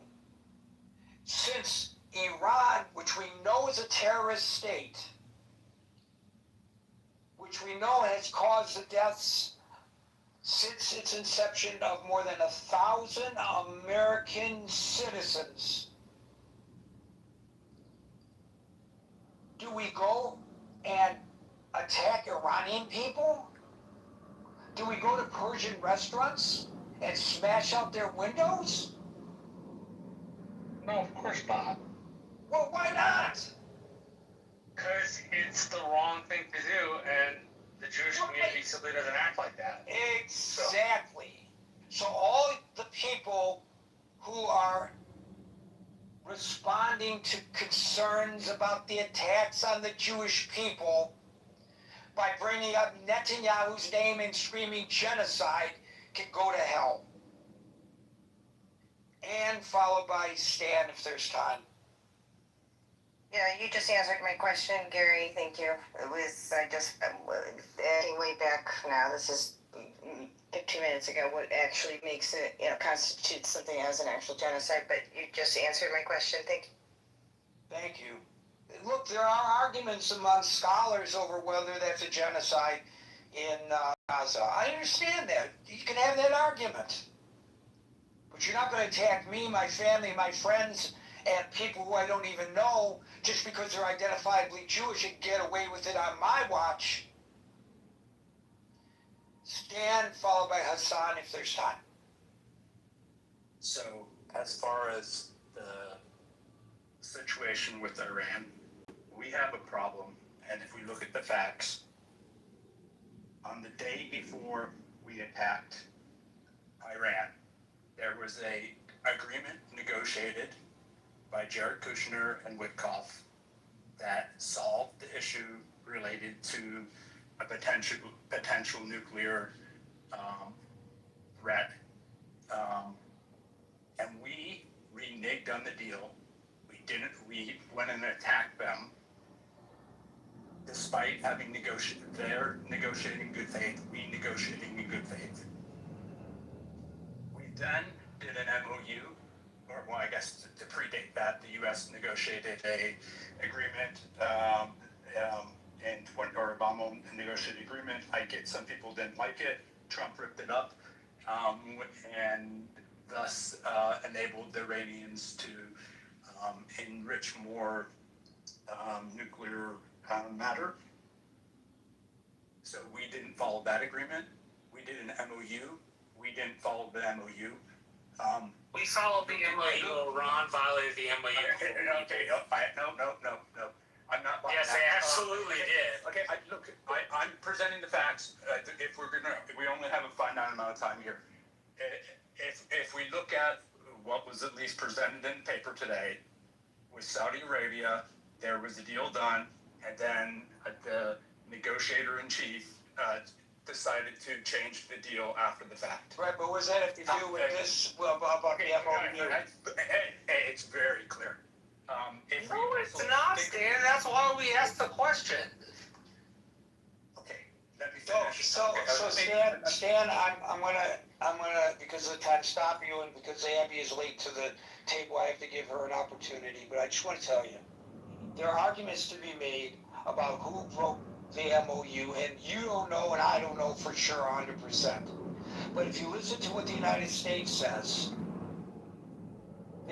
Iran violated maritime rules vis-a-vis the Strait of Hormuz in violation of the MOU by trying to exert the control over the strait after it was reopened. That was them breaking the MOU. It's all about reparations. It's about reparations. It doesn't matter. It doesn't matter. It doesn't matter whether they were right or wrong to seek reparations. The point you made was that it was the United States that broke the MOU. Yes. Where? That's not the United States breaking the MOU. The Iranians attacked a ship, and we responded backward. The aggressive attack by the Iranians is the provocation and the violation of the MOU as it stood. The only argument that the That's the New York Times and the Wall Street Journal and the AP and Reuters. So guys, stop for a second. It's 6:58. Listen.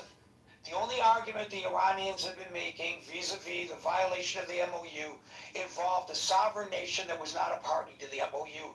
and their actions in Lebanon against a terrorist group in Lebanon that was attacking their nation. That's their argument. There's many more arguments. That was their argument, Stan. Look, that was their argument, Stan. Abby, you've got a minute and a half. I'm just gonna quickly, I came up because I wanted to segue when you were talking about the accusation of genocide and what is happening with dragging Jewish people in the United States into this. That I don't know if you talked about this in the room, but there was a stabbing in the Upper East Side today. This is a day after Mandani has decided to share his blood libel of a Jewish man going to synagogue. So I just came up to share that, if you haven't talked about that yet. But it highlights exactly what you just said, Gary, that there is ramifications for spreading blood libels. And we saw it 24 hours after Mandani spoke. Okay, so I was aware of the stabbing, but I wasn't aware of the circumstances surrounding it. But here's what the reporting says. A Jewish man was stabbed Thursday afternoon on Manhattan's Upper West Side along with one other victim in what was potentially a hate crime. Commissioner Tisch writes that the suspect yelled Allah Akbar during both attacks. Genocide. Great. Start protecting 1.3 million Jews who live in New York City. Mamdani, you were elected to protect everyone in your city. Folks, we're here Monday through Friday at 5 o'clock New York time. So until 5 o'clock New York time tomorrow for the next edition of the Critical Thinking Forum. Everybody be safe, be well, and peace out.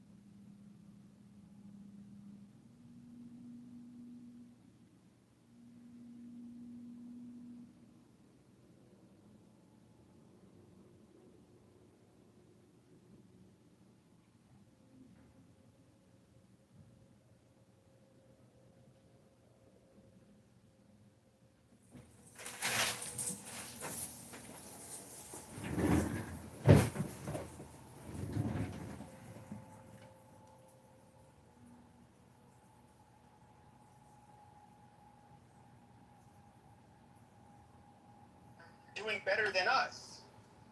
But I think that there's also, groups that do better than us that's also likely genetic in origin. But, I think people are acting kind of driven by the truth, and they don't like the peaceful narrative. If we do like speaking about race, like I understand, yeah, not to dip too hard into eugenics. I kind of get where you're coming from, but like, I guess I would say that I would like disagree with like I completely understand studying it and trying to understand it. I completely understand that, at least from a like scientific standpoint.